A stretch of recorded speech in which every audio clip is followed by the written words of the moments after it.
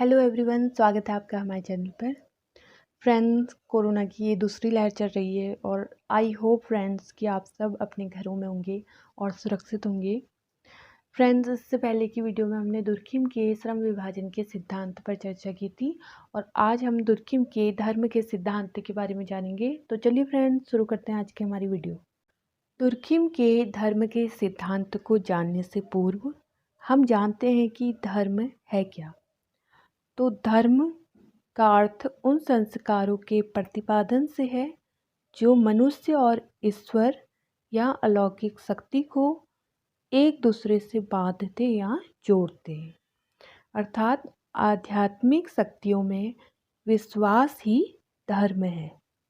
धर्म के कुछ प्रमुख तत्व बताए गए हैं, जिसमें पहला है पवित्र विश्वास। इसके अंतर्गत मानवीय ज्ञान को दो भागों में विभाजित किया जा सकता है। पहला है प्राकृतिक तथा दूसरा है पवित्र।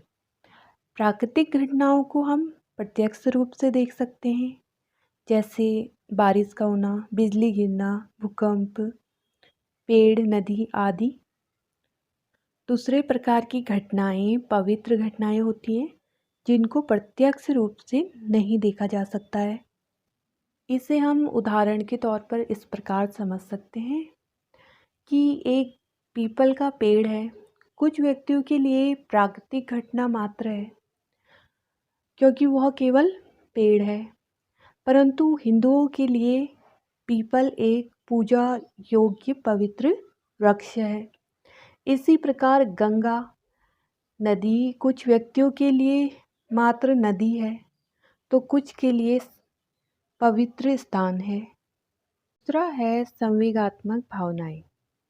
इसके अंतर्गत पवित्र विश्वासों में अटूट श्रद्धा उत्पन्न करने में सबसे बड़ी भूमिका संवेगात्मक भावनाओं मतलब फीलिंग्स की होती है। प्रेम और भय इनके प्रमुख आधार हैं। एक व्यक्ति प्रेम विभोर होकर ईश्वर में श्रद्धा रखता है, तो दूसरा देवी विपत्तियों के भय से ईश्वर या भूतों की उपासना करता है। तीसरा है धर्माचरण। इसके अंतर्गत प्रत्येक धर्म में देवी देवताओं को प्रसन्न करने के लिए कुछ रीतियां तथा विधियां होती हैं। इन रीतियों और विधियों को ही आराधना कहते हैं। क्या कहते हैं? आराधना। आराधना का मूल उद्देश्य ईश्वर या देवी देवताओं को प्रसन्न करना होता है, जिससे आराधना करने वाले को मुक्ति और मोक्ष की प्राप्ति हो। प्रत्येक धर्म में आराधना करने के अलग अलग ढंग होते हैं। चौथा है धर्म के प्रतीक। इसके अंतर्गत प्रत्येक धर्म में अलौकिक शक्ति के प्रति श्रद्धा, विश्वास एवं आस्था को प्रकट करने के लिए कुछ प्रतीक निर्धारित कर लिए जाते हैं। वास्तव में ये प्रतीक अमूर्त तथ्यों का मूर्त प्रतिपादन होते हैं, जैसे कि कुछ वस्तुएं एवं स्थान या तीर्थ स्थान धर्म के प्रतीक मान लिए जाते हैं। दुर्खिम के अनुसार धर्म की उत्पत्ति समाज से हुई है। दुर्खिम ने समाज को ही धर्म की उत्पत्ति का मूल कारण माना है। उन्होंने धर्म से संबंधित सिद्धांत की व्याख्या अपनी पुस्तक the elementary forms of religious life 1912 में की थी। दुर्खिम का मानना है कि मानव का सामाजिक अस्तित्व उनकी सामाजिक चेतना का निर्धारण करता है। उन्होंने समाज की एकता में ही धर्म की भूमिका को देखा तथा धर्म की उत्पत्ति सामुदायिक भावना में देखी है।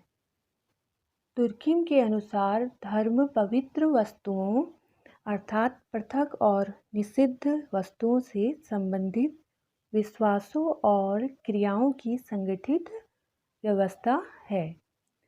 विश्वास और क्रियाएं जो उन समस्त लोगों को चर्च, यहाँ पर दुर्खिम ने चर्च शब्द का इस्तेमाल किया है क्योंकि वे एक ईसाई धर्म से बिलोंग करते थे।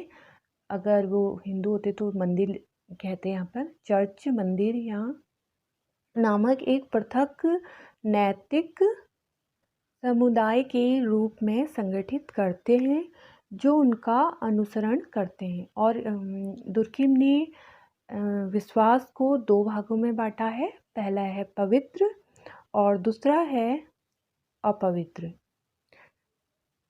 दुर्खिम ने अपनी धर्म संबंधी अवधारणा को ऑस्ट्रेलिया की अरुंटा जनजाति में टोटमवाद का इन्होंने अध्ययन किया, जिसमें धर्म की उत्पत्ति के सिद्धांत को स्पष्ट किया। टोटम शब्द का सर्वप्रथम प्रयोग इनसे पहले जे लॉन्ग ने किया था। तो अब जानते हैं कि टोटम है क्या। टोटम एक नाम भी है और एक प्रतीक या चिन्ह भी। टोटम कोई नाम भी हो सकता है या सिंबल हो सकता है या कोई वस्तु चिन्ह वगैरह भी हो सकती है।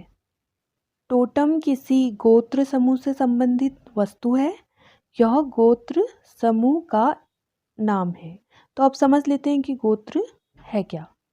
गोत्र को इंग्लिश में क्लान कहते हैं, क्लान। और गोत्र से हमारा तात्पर्य है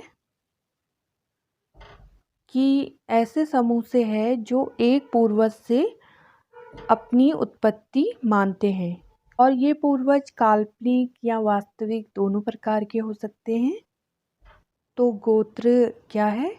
ये एक पक्षीय रक्त संबंधियों का बहिर्विवाही समूह है। मतलब इसमें जो है कि एक गोत्र में शादी आपस में नहीं कर सकते हैं। तो ये था गोत्र। एक टोटम को मानने वालों में परस्पर नातेदारी एवं रक्त के संबंध होते हैं। वे अपनी उत्पत्ति उस टोटम से मानते हैं, अतः वे परस्पर भाई बहन समझे जाते हैं, इसलिए वे आपस में विवाह नहीं करते हैं।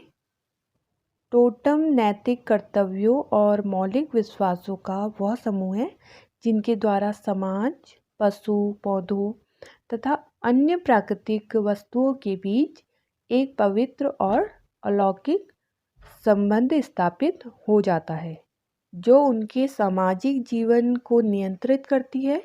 टोटम से संबंधित विभिन्न धारणाओं, विश्वासों एवं संगठन को ही टोटमवाद कहा जाता है।